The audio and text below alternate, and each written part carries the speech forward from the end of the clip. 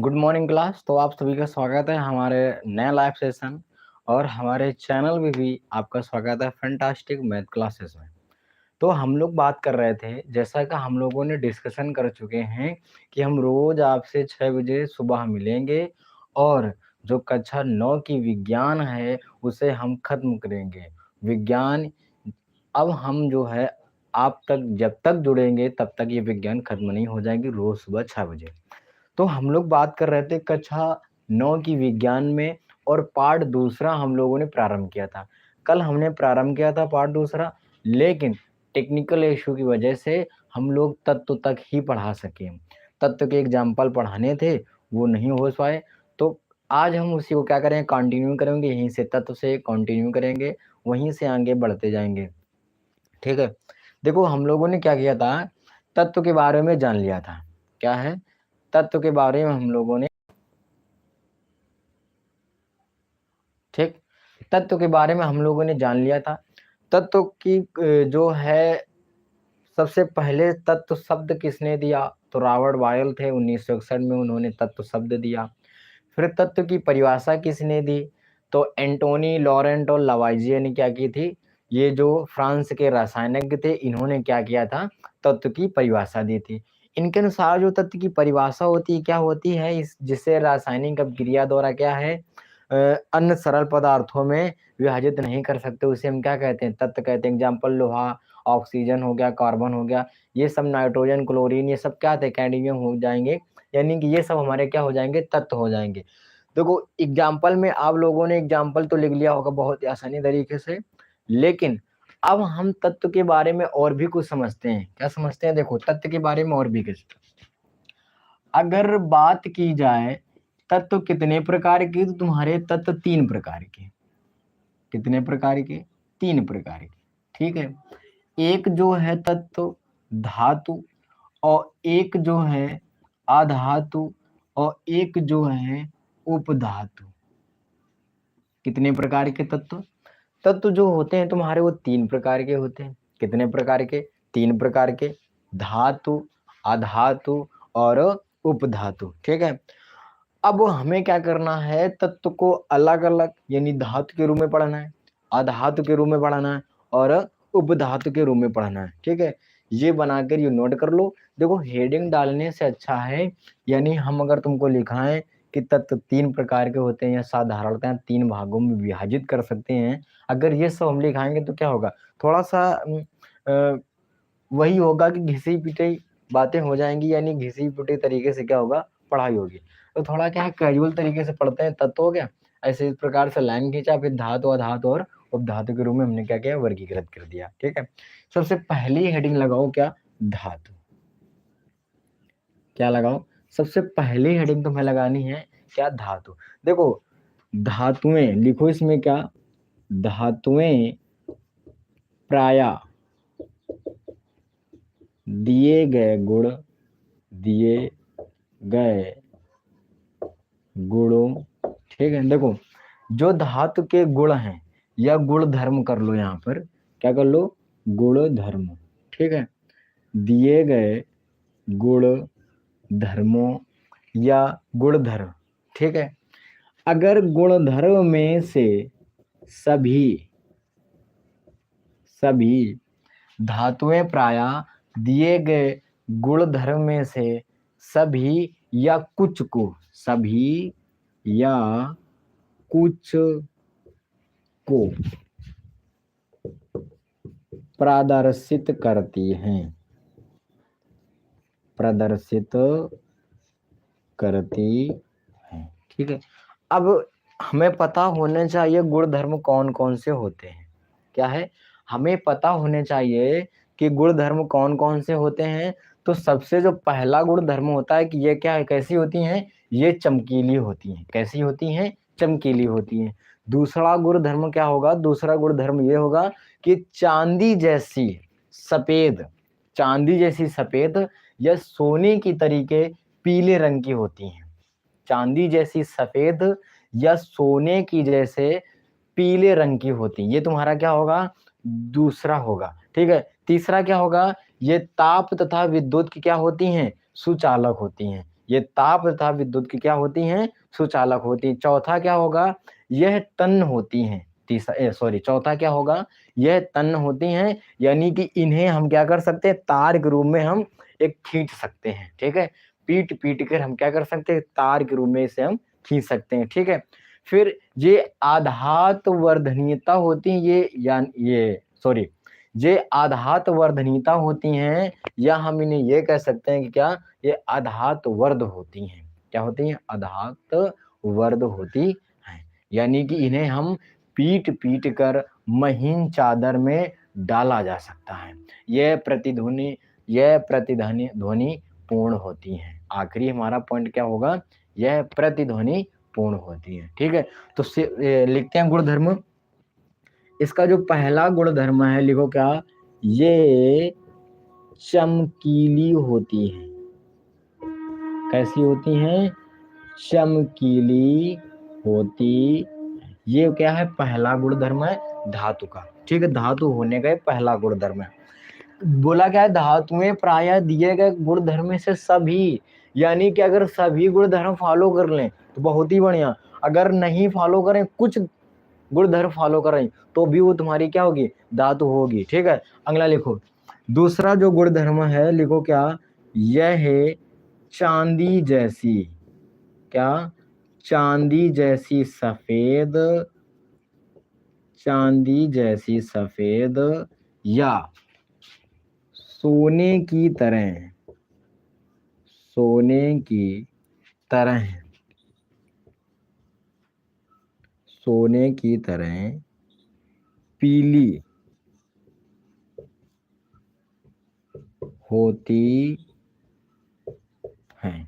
ठीक है, ये चांदी जैसी सफेद या सोने जैसी क्या होती है, पीली होती हैं, या पीले रंग की होती हैं, ये कर लो, ज्यादा सही रहेगा, पीले रंग की होती है।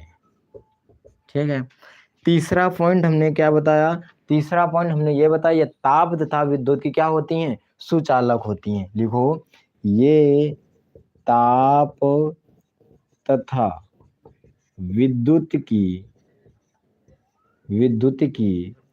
सुचालक होती हैं,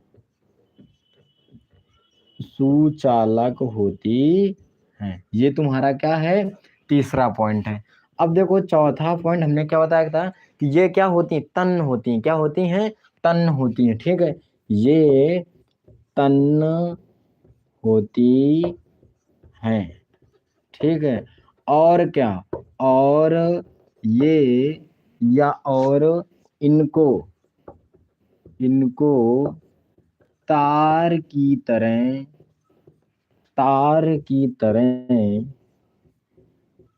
खींचा जा सकता है, खींचा जा सकता है। ठीक है, देखो पांचवा गुणधर्म हमने क्या बताया था, तुम्हारा चौथा गुणधर्म तो हो गया, ये तन्य होती हैं, और कैसी होती हैं,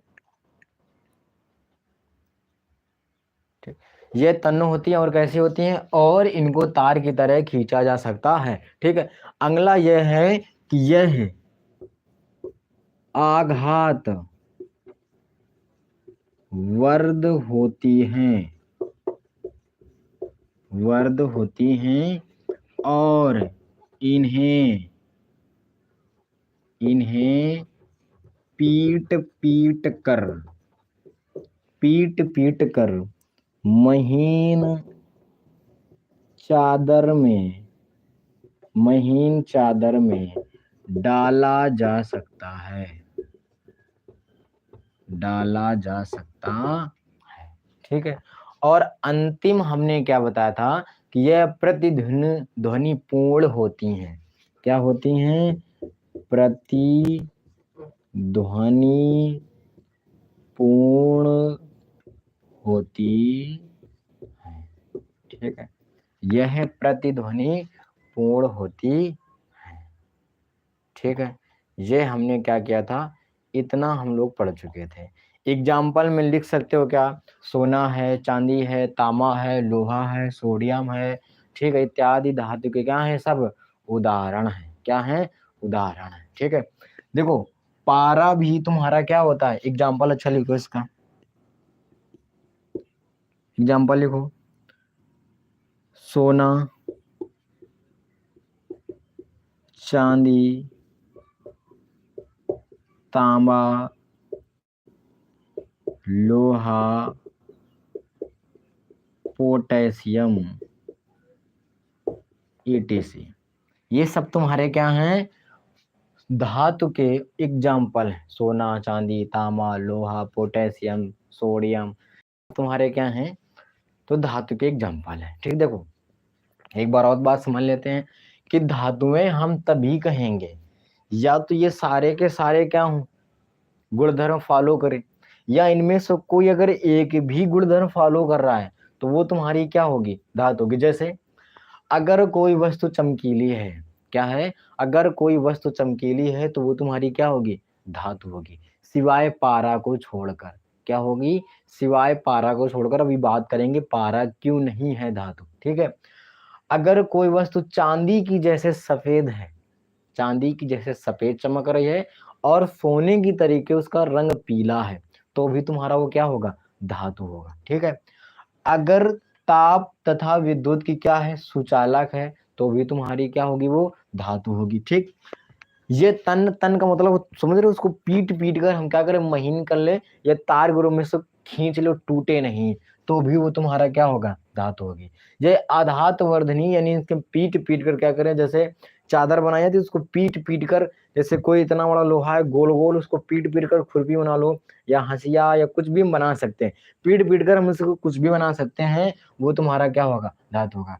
प्रतिध्वनि पूर्ण होते, यानी कि अगर पीटने पर ध्वनि निकले तो वो भी तुम्हारी क्या है, धातु है। ठीक है, अब सोचो कि सोना पीटने पर ध्वनि नहीं आती है। ठीक है, देखो कोई जरूरी नहीं है, इसमें बोला क्या है कि सभी गुणधर्म फॉलो करे या कुछ गुणधर्म फॉलो करे। ठीक है, तो जरूरी नहीं कि 6 के 6 उसमें गुणधर्म हो। ठीक है, 6 के 6 गुणधर्म हो, अगर इसमें एक भी गुणधर्म पाया जाता है तो वो तुम्हारा क्या होगा, धातु होगा। अब एक तुम्हें क्या करना, नोट डालना, इसको जल्दी से नोट करो और फिर लिखो नोट।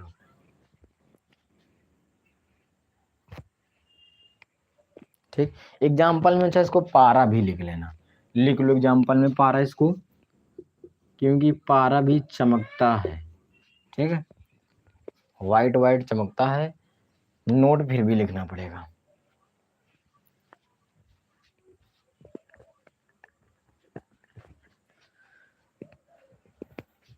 देखो नोट में क्या लिखना है, देखो नोट में तुम्हें लिखना है क्या, कि पारा, पारा धातु होते हुए भी, धातु होते हुए भी, ठीक है, कमरे के तापमान में, कमरे के तापमान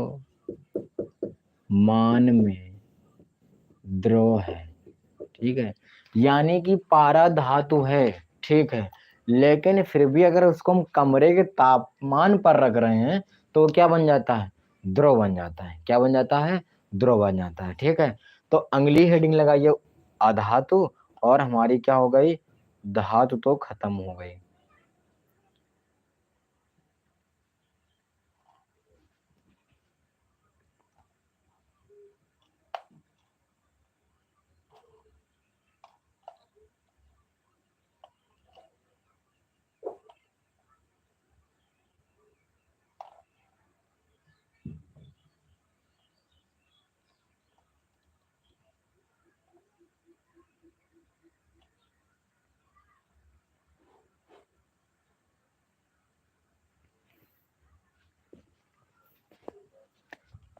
देखो अब जो हमारी अगली नेक्स्ट हेडिंग है वो तुम्हारी क्या है, आधातु है। कौन सी है, आधातु। ठीक, देखो नेक्स्ट हेडिंग लगाओ आधातु। देखो जैसे हमने धातु के बारे में पता लगाया, धातु के बारे में कुछ गुणधर्म लिखे, 6 गुणधर्म लिखे, अगर 6 गुणधर्म में से वो सभी फॉलो कर रहा है तो भी धातु है, अगर उनमें से कुछ भी फॉलो, यानी 6 में से कुछ 1 या 2 ही फॉलो करा तो भी तुम्हारी क्या है, धातु है। अधातु भी कुछ इसी प्रकार से है, लिखो क्या, अधातुएं, धातुएं निम्न में से, निम्न गुणधर्मों में से सभी या कुछ को प्रदर्शित करें, कुछ को प्रदर्शित करें। ठीक है, अगर धातु अधातुएं जो हम गुणधर्म अब लिखेंगे उन्हें या उनमें से कुछ को भी प्रदर्शित करते हैं तो वो सब तुम्हारे क्या होंगे, अधातु होंगे। ठीक है, देखो कौन कौन से इसमें गुणधर्म होंगे। सबसे पहली बात ये क्या कि ये विभिन्न रंगों की होती हैं, यानी अधातुएं क्या होती हैं, यह विभिन्न रंगों की होती हैं। यह ताप, फिर दूसरा क्या है, यह ताप तथा विद्युत की क्या होती हैं, कुचालक होती हैं। क्या होती हैं, कुचालक। धातु क्या था, ताप और विद्युत की सुचालक थी। किसकी थी, ताप और विद्युत की सुचालक थी। लेकिन अधातुएं क्या हैं, ताप और विद्युत की क्या हैं, कुचालक हैं। क्या हैं, कुचालक हैं। ठीक है, अगली क्या है, ये चमकीली प्रतिध्वनि पूर्ण, यानी कि ये चमकीली भी होती हैं लेकिन विभिन्न रंग की भी होती हैं। इसमें प्रतिध्वनि पूर्ण यानी ध्वनि भी होती है और ये आधात वर्धनीयता नहीं होती हैं या आधात वर्ध नहीं होती है। ठीक है, इसमें क्या है, 3 से 4 गुण धर्म है जो कि तुम्हें क्या करने हैं, याद रखने हैं। ठीक है, देखो पहला गुण धर्म क्या है, यह विभिन्न, यह विभिन्न रंगों की होती हैं, यह विभिन्न रंगों की होती हैं। ठीक है, फिर कहा यह ताप तथा, यह ताप तथा विद्युत की कुचालक होती है, कुचालक होती है। अगला जो है, अगला क्या है, यह चमकीली, चमकीली प्रतिध्वनिपूर्ण, प्रतिध्वनिपूर्ण यानी इसमें क्या होता है, ध्वनि भी होती है और सॉरी, यह चमकीली प्रतिध्वनिपूर्ण और आधात वर्ध नहीं होती है, नहीं होती। यानी कि ये ना तो चमकीली होती हैं, ये ना तो चमकीली होती हैं और क्या है, ना तो इनमें ध्वनि कोई निकलती है और ये ना आधात वर्धनी होती हैं। यानी कि अगर हम इन्हें पीटें तो ये लंबी या बढ़ेंगी नहीं, अगर बढ़ेंगी तो बीच से क्या होंगी, टूट जाएंगी। क्या होंगी, टूट जाएंगी। ठीक है, अधातुएं क्या होती हैं, अधातुएं निम्न गुण धर्म में से सभी को प्रदर्शित करें या कुछ को प्रदर्शित करें तो वो तुम्हारी क्या होंगी, अधातु। कौन कौन सी, सबसे पहले ये विभिन्न रंगों की हो सकती है, इसमें कोई रंग सीमित नहीं है, सफेद हो कि काली हो कि पीली हो नीली हो, कोई दिक्कत नहीं, इसमें कोई भी रंग हो सकता है। फिर ये ताप तथा विद्युत की कुचालक होती है, यानी कि इसमें करंट नहीं दौड़ सकता है। क्या है, इसमें करंट नहीं दौड़ सकता है। ठीक है, फिर क्या, ये चमकीली प्रतिध्वनि और आधात वर्ध नहीं होती हैं, यानी कि चमकीली वस्तुएं नहीं होती हैं, इनमें ध्वनि नहीं होती, पेड़ने पर इसमें ध्वनि नहीं निकलेगी और क्या होगा, ये आधात वर्ध नहीं होंगी या नहीं होती है। ठीक है, एग्जाम्पल, एग्जाम्पल की जैसे बात करें तो हाइड्रोजन, हाइड्रोजन, ऑक्सीजन, कार्बन। ठीक है, ये सब तुम्हारे क्या हैं, कार्बन, ऑक्सीजन, आयोडीन, ये सब तुम्हारे क्या हैं, तो अधातु के क्या हैं, अधातु के एग्जाम्पल है hydrogen, oxygen, carbon, iodine, ETC कर लो। ठीक है, कुछ कुछ बात समझ में आई? ठीक, तो जल्दी से नोट करो और फिर चलते हैं उपधातु के बारे में।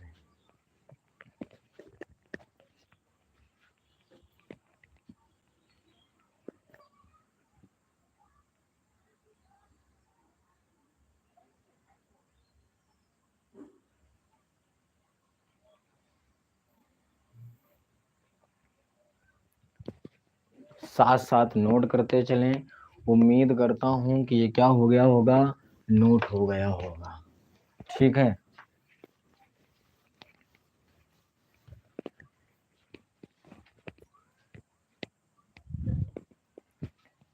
देखो अब जो है क्या है, उपधातु है। क्या है? उपधातु। देखो धातु और अधातु, देखो कुछ तत्व ऐसे होते हैं जो धातु और अधातु के बीच के गुण को क्या करते हैं, प्रदर्शित करते हैं। क्या करते हैं? कुछ तत्व ऐसे होते हैं जो धातु अधातु के बीच के गुण धर्म को क्या करते हैं, दर्शाते हैं। उन्हें ही हम क्या कहते हैं, उपधातु कहते हैं। जैसे सिलिकॉन, जर्मेनियम, ठीक है, बेरिलियम, ये सब क्या है तुम्हारे एग्जाम्पल है उपधातु के। तो लिखो क्या, कुछ ऐसे तत्व होते हैं जो धातु तथा आधातु, धातु तथा आधातु के बीच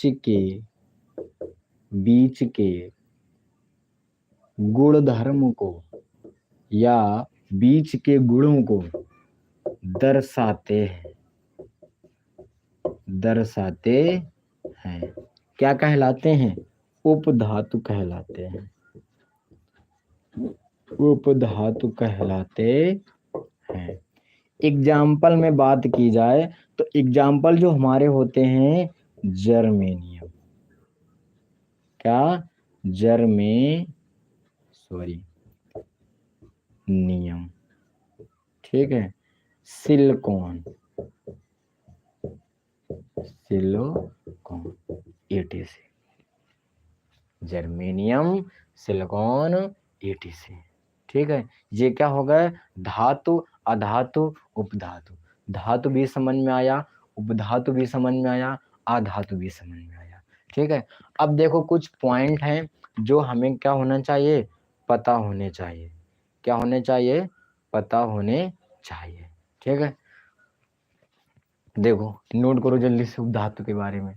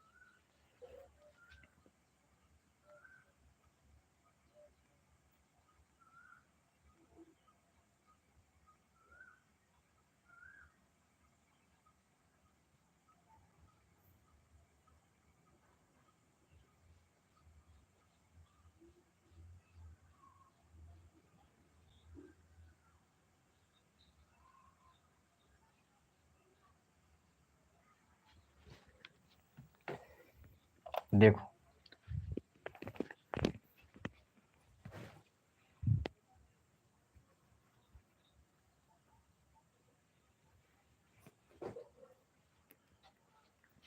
अब देखो नेक्स्ट बात हम समझते हैं क्या, तत्व के बारे में ही हमें समझना है। देखो अभी तक अगर बात की जाए तो तत्वों की जो संख्या है या जो तत्व खोदे जा चुके हैं, खोजे जा चुके हैं तत्व उन्हें उनकी संख्या कितनी है। देखो एनसीईआरटी में लिखा मिलता है कि जो अभी तक तत्व खोजे गए हैं वो 100 से अधिक है। क्या है? 100 से अधिक है। लेकिन अगर पूर्ण रूप से गिनती के बारे में बात की जाए कि कितने हैं, तो वो 118 तत्व हैं। कितने हैं? 118 तत्व हैं। तो अब तुम्हें क्या करना है, पॉइंट बाइस पॉइंट तत्व में ही लिखना है। देखो अभी तक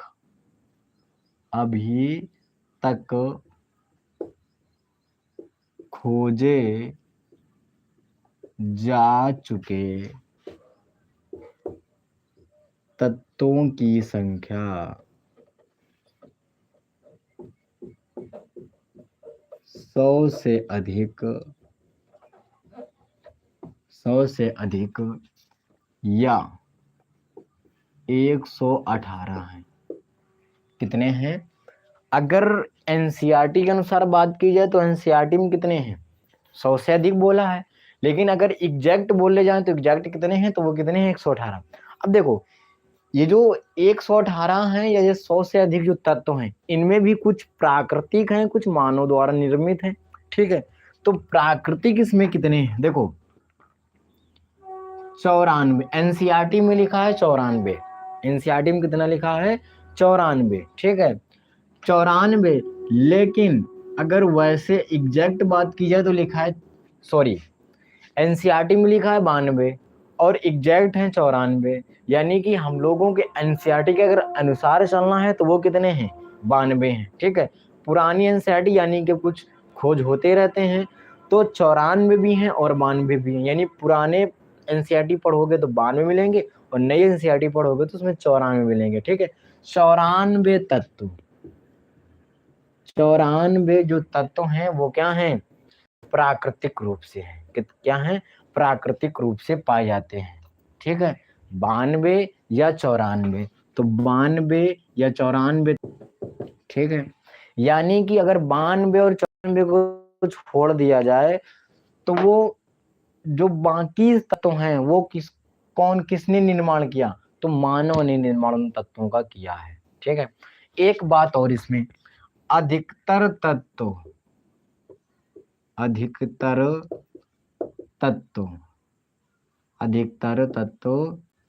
तो अधिकतर जो तत्व हैं वो पता है कैसे हैं? अधिकतर तत्व ठोस हैं। कैसे हैं? ठोस हैं। अधिकतर जो तत्व हैं वो कैसे हैं? ठोस हैं। ठीक है, अब इसमें और बात कर ली जाए। अब देखो अगला पॉइंट ये है तुम्हारा कि अधिकतर तत्व ठोस हैं। ठीक है, हमें मालूम है, लेकिन 11 तत्व कमरे के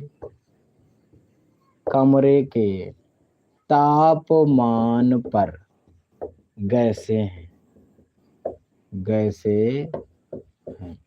यानी कि अगर हम लोग 11 तत्व के बारे में बात करें तो 11 तत्व कमरे के तापमान पर कैसे हैं? गैसे हैं। ठीक है, और इसमें बात कर लें, 2 तत्व और हैं। ठीक है, 2 तत्व पारा और ब्रोमीन। ठीक है, ये देखो ये वाली लाइन आप लोगों को दिख रही होगी। कौन सी? ये वाली जो लाइन है, दिख रही ना? एक मिनट चेक कर लूं। ठीक, ये वाली लाइन दिख रही हो क्योंकि मार्कर में इंक थोड़ी सी कम। देखो 2 तत्व पारा और ब्रोमीन कमरे के ताप पर कैसे हैं? तो लिखो यहाँ पर 2 तत्व पारा और ब्रोमीन कमरे के तापमान पर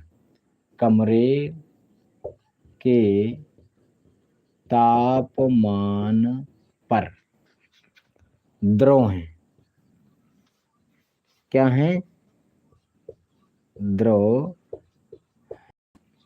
ठीक है, 11 तत्व क्या हैं? कमरे के तापमान पर क्या हैं? गैसे हैं। लेकिन 2 तत्व ऐसे हैं, पारा और ब्रोमीन, अगर कमरे के ताप पर रख दिया जाए तो वो क्या बन जाते हैं? क्या बन जाते हैं? द्रव बन जाते हैं। ठीक है, अब इसमें 2 तत्व और ऐसे हैं।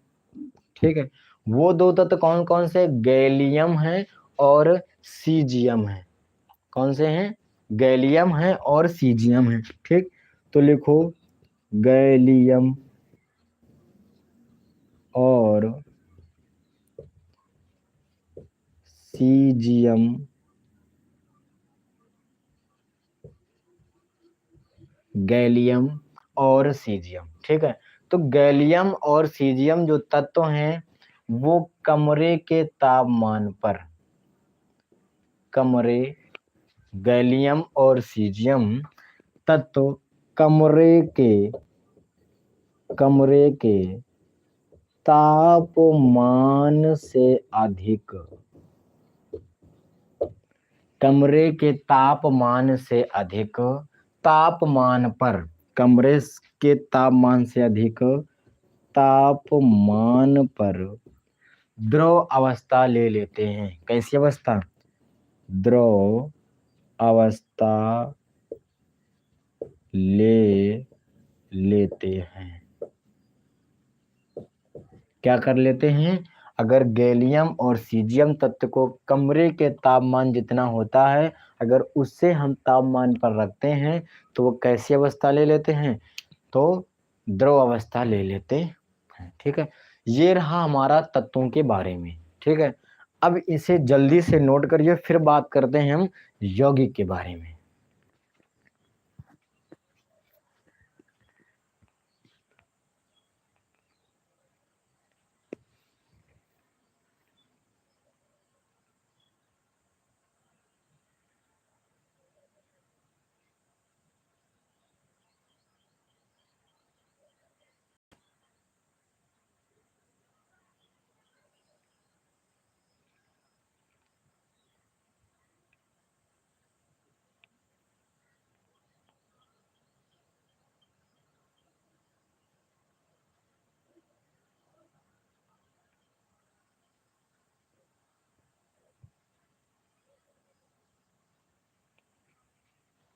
देखो, अगर आप लोगों ने इसे साथ साथ नोट किया होगा तो आपका नोट हो गया होगा। ठीक, देखो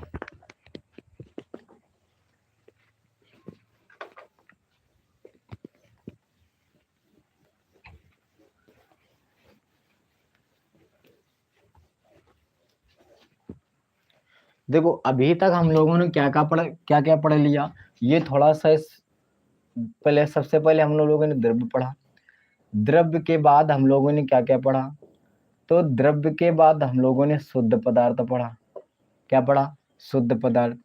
और शुद्ध पदार्थ के बाद अभी हम लोगों ने नहीं पढ़ा मिश्रण। लेकिन द्रव्य के दो भाग होते हैं, एक शुद्ध पदार्थ, एक मिश्रण, ये हम लोगों ने बताया था, मतलब डिस्कशन कर चुके थे। फिर जो है शुद्ध जो पदार्थ है वो कितने भागों में विभाजित है? तत्व और यौगिक में। तो देखो हम लोगों ने इस तरफ का पूरा पोर्शन इतना कवर कर चुके, अब हमें ये यौगिक पढ़ना है। कौन सा पढ़ना है? यौगिक। ठीक है, और तत्व के बारे में भी हम लोगों ने जान लिया। तत्व के बारे में क्या जान लिया? धातु, धातु, धातु। ठीक, तो अगली हेडिंग लगाओ यौगिक। कौन सी हेडिंग? यौगिक। ठीक, देखो यौगिक की अगर हम परिभाषा बनाना चाहें तो परिभाषा तुम्हें यह बनाना है क्या कि यौगिक वह पदार्थ है, यौगिक वह पदार्थ है जो दो या दो से अधिक तत्वों, क्या?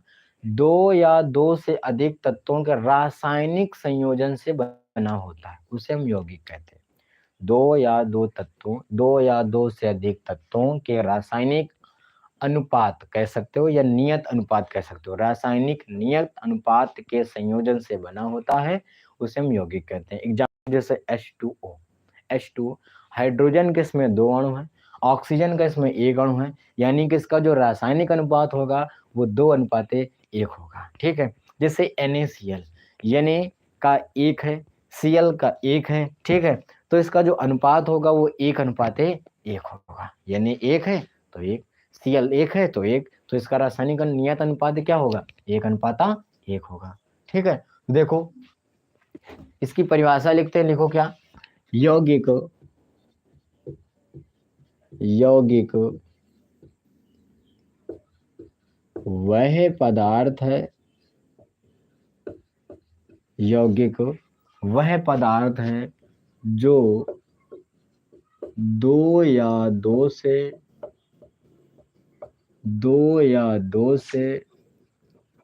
अधिक तत्वों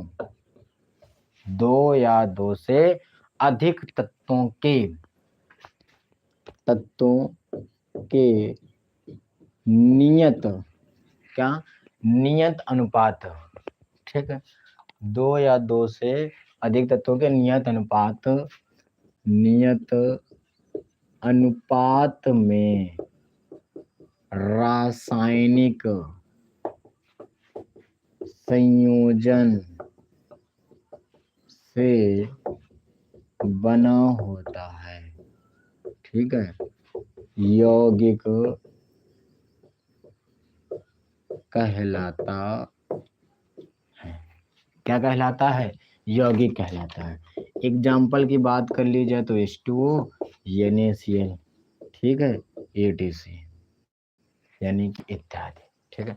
लिखना चाहो तो लिखो H2O में हाइड्रोजन और ऑक्सीजन का रासायनिक नियत अनुपात या रासायनिक अनुपात क्या होगा? 2:1 है, ठीक है। इसी प्रकार से NaCl का लिख सकते हो। NaCl का तुम्हें क्या लिखना है कि सोडियम और क्लोरीन का रासायनिक अनुपात 1:1 है, ठीक है। देखो अब हम लोग क्या कर चुके, यौगिक के बारे में बात कर चुके। अब हम लोग जो पढ़ेंगे वो क्या पढ़ेंगे? मिश्रण पढ़ेंगे। या यौगिक के बारे में थोड़ा सा और जान लेते हैं। क्या यौगिक जो है, लिखो, यौगिक को कार्बनिक और अकार्बनिक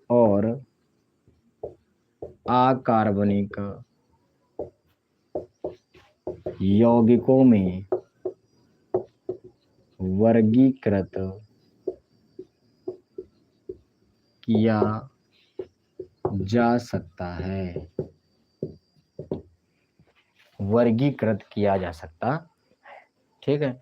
यौगिक को कार्बनिक और अकार्बनिक यौगिकों में वर्गीकृत किया जा सकता है, या कार्बनिक और अकार्बनिक यौगिकों के रूप में वर्गीकृत किया जा सकता है, ठीक है। अब जो हम हेडिंग नेक्स्ट लगाएंगे वो हमारी हेडिंग होगी मिश्रण। कौन सी होगी?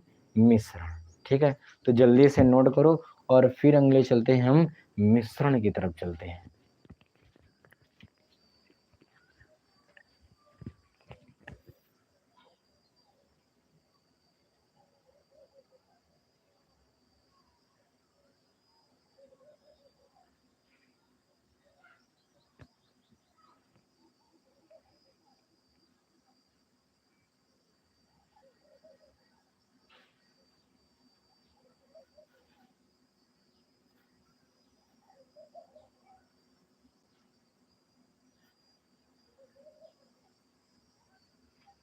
देखो अगला हेडिंग लगाइए मिश्रण। कौन सी हेडिंग? मिश्रण। देखो नेक्स्ट जो हमारी हेडिंग है वो है मिश्रण। कौन सी है? ये दूसरी हेडिंग है, मिश्रण। देखो मिश्रण की जो परिभाषा बनती है वो क्या बनती है? दो या दो से अधिक शुद्ध पदार्थों या यौगिकों से मिलकर बना होता है, उसे हम मिश्रण कहते हैं। मिश्रण में जो उपस्थित अवयव होते हैं उन्हें हम क्या कर सकते हैं? विभिन्न भौतिक क्रियाओं द्वारा हम उन्हें पृथक कर सकते हैं, जैसे आशवन हो गया, निषंदन हो गया, ठीक है, वाष्पीकरण हो गया, ऊर्ध्वपातन हो गया। इन सब क्रियाओं द्वारा हम क्या कर सकते हैं? अलग अलग कर सकते हैं। जैसे जल में मान लो सोडियम क्लोराइड घुला है, यानी NaCl क्या घुला है, उसे हम वाष्पीकरण या आसवन विधि द्वारा हम क्या कर सकते हैं? जल से हम उसे पृथक कर सकते हैं। लेकिन सोडियम क्लोराइड जो है अपने आप में क्या है, एक शुद्ध पदार्थ है। क्या है? शुद्ध पदार्थ है। अगर शुद्ध पदार्थ है तो इसे हम भौतिक विधि द्वारा इसे हम इसके रासायनिक अवयव में पृथक नहीं कर सकते, ठीक है। लेकिन जल में जो NaCl घुला है उसे हम वाष्पीकरण या आशवन विधि द्वारा उसे हम अलग कर सकते हैं, ठीक है। तो इसका जो एक परिभाषा है वो जल्दी से लिखो, क्या? दो या दो से अधिक, ठीक, लिखो दो या दो से अधिक, दो या दो से अधिक शुद्ध पदार्थों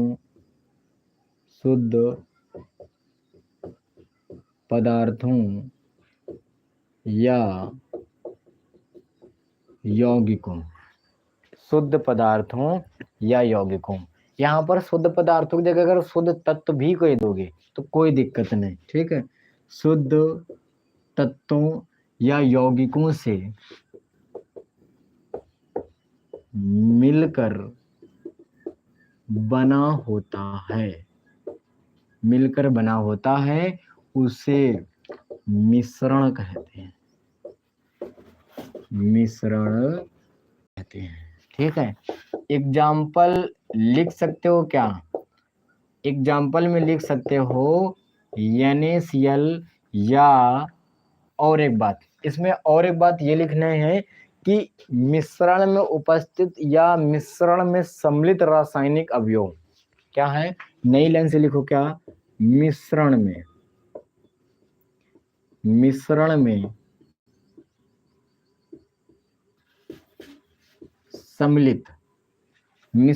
सम्मिलित अवयवों को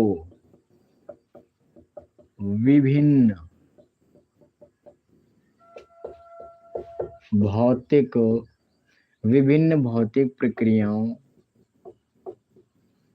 प्रक्रियाओं जैसे निसंदन, इसे हम फिल्ट्रेशन इंग्लिश में कहते हैं। क्या कहते हैं? फिल्ट्रेशन, ठीक है।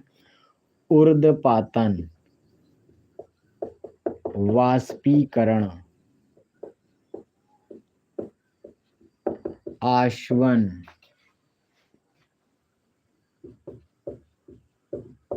विधि द्वारा पृथक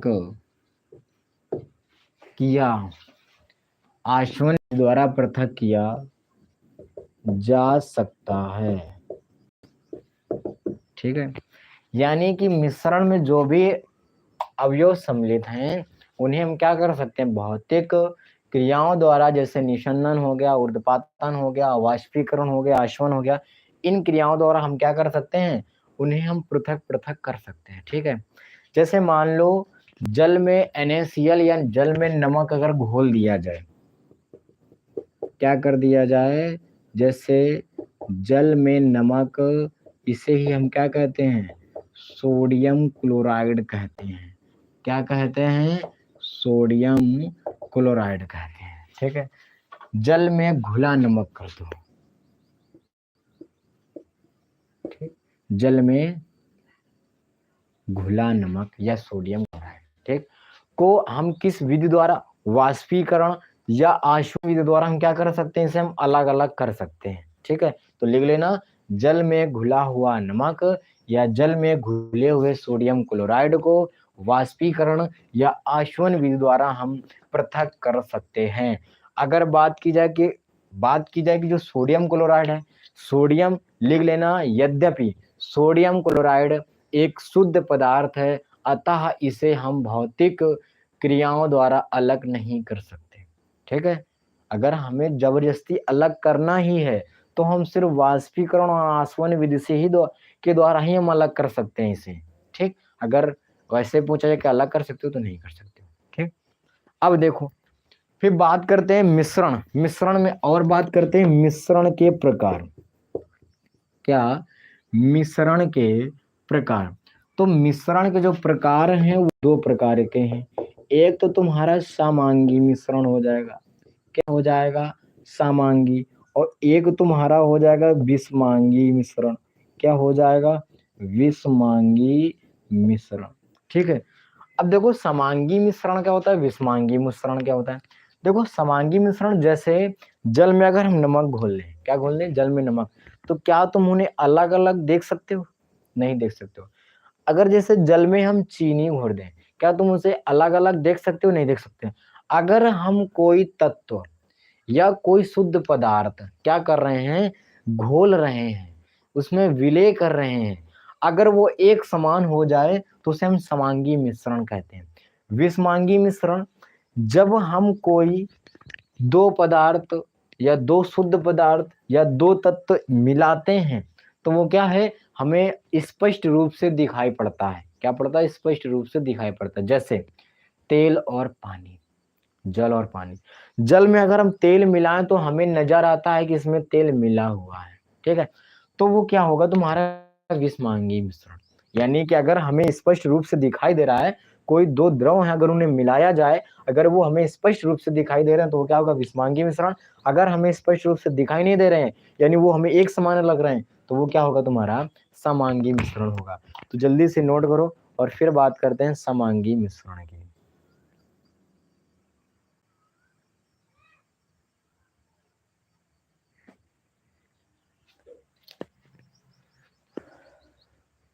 नोट करो जल्दी से।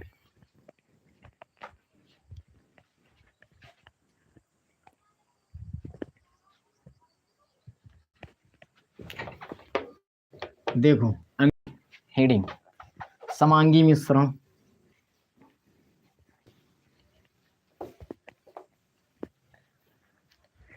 देखो समांगी मिश्रण हेडिंग लगाओ।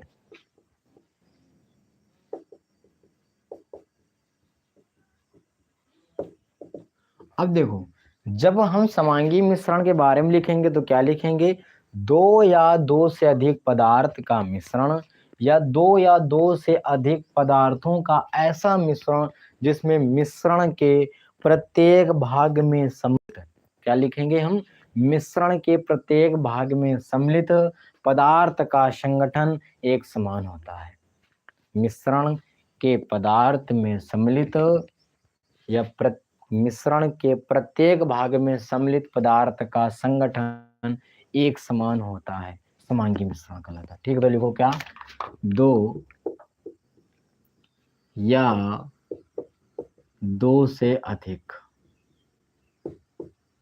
दो या दो से अधिक पदार्थों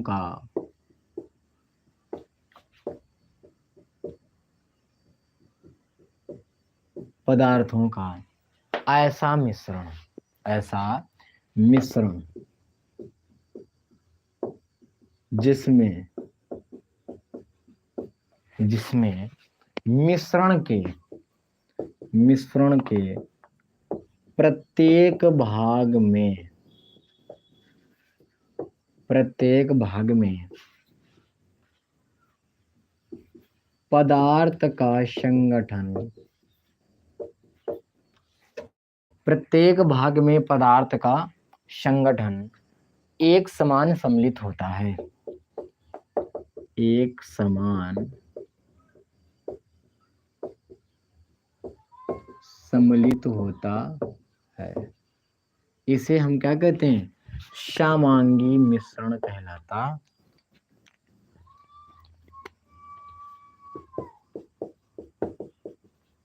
समांगी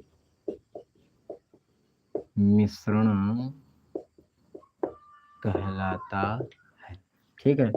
एक पॉइंट बना के लिख लो या नोट पॉइंट बना के लिख लो। लिखो समांगी मिश्रण को वास्तविक विलयन कहते हैं। वास्तविक विलयन कहते हैं। ठीक है। हम लोग इसमें इसको विलयन को अंडरलाइन कर लेना। हम लोग समांगी मिश्रण के बाद पढ़ेंगे विलयन को। ठीक है। एग्जाम्पल में लिख लेना क्या? जल और नमक का घोल और जल और चीनी का घोल ठीक है, आदि, यानी कि और भी कुछ हो सकता है। ठीक है, यानी कि ऐसा कुछ घोला जाए, जैसे जल और गोंडी का घोल, घोल लोगे तो एक समान नजर आता है। ठीक, तो जल्दी से नोट करो और फिर बात करते हैं विषमांगी मिश्रण के बारे में।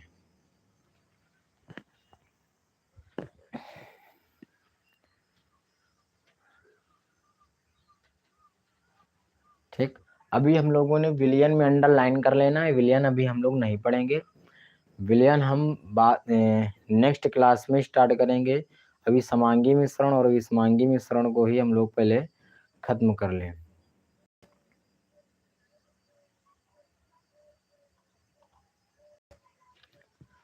देखो नोट करो नेक्स्ट,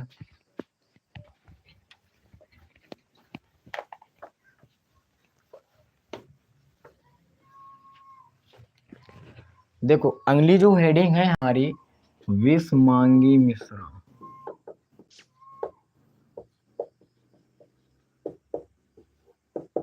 देखो विषमांगी मिश्रण जब हम हेडिंग लिखेंगे तो दो क्या लिखेंगे, दो या दो से अधिक पदार्थों का ऐसा मिश्रण जिसमें पदार्थों के संगठन, जिसमें पदार्थों के यस जिसमें सम्मिलित पदार्थ का संगठन एक समान नहीं होता, उसमें एक समान था, इसमें एक समान नहीं होता है। ठीक है, तो लिखो क्या, दो या दो से अधिक, दो या दो से अधिक पदार्थों का ऐसा मिश्रण, पदार्थों का ऐसा मिश्रण जिसमें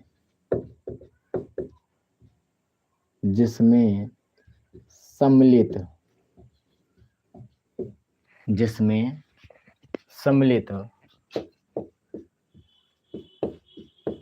पदार्थों का संगठन एक समान नहीं होता है, एक समान नहीं होता है, विषमांगी मिश्रण कहलाते हैं, विषमांगी मिश्रण कहलाते हैं। एग्जाम्पल में लिख लो क्या, जल और तेल का घोल या का मिश्रण। ठीक, और जल और बालू का मिश्रण। ठीक है, जल और तेल का मिश्रण और जल और बालू का मिश्रण। ठीक है, देखो विषमांगी अगर मिश्रण की अगर हम बात करें तो विषमांगी मिश्रण को भी दो प्रकार से बांटा जा सकता है। ठीक है, विषमांगी मिश्रण, विषमांगी मिश्रण को दो प्रकार से, एक तो कोलाइड और एक निलंबन। ठीक है, कल से यानी जो नेक्स्ट क्लास होगी, जो कल होगी हमारी क्लास, वो होगी विलयन पर। विलयन पढ़ेंगे, फिर विलयन के प्रकार पढ़ेंगे, फिर वहीं पर आगे कोलाइड में पढ़ेंगे, फिर निलंबन पढ़ेंगे। और कल से ही हम लोग कुछ अंतर देखेंगे, जैसे यौगिक और मिश्रण में क्या अंतर होगा, या यौगिक अंतर देखेंगे। और फिर इसी के बाद हम क्या कर देंगे, ये जो दूसरा चैप्टर है वो हम समाप्त कर देंगे। वीडियो कैसा लगा कमेंट बॉक्स में जरूर बताएं, और दोस्तों के साथ जरूर शेयर करें। वीडियो को लाइक नहीं किया तो लाइक कर दें, और चैनल को सब्सक्राइब नहीं किया तो चैनल को सब्सक्राइब कर दें, ताकि रोज सुबह 6 बजे सबसे पहले आपको वीडियो प्राप्त हो। धन्यवाद।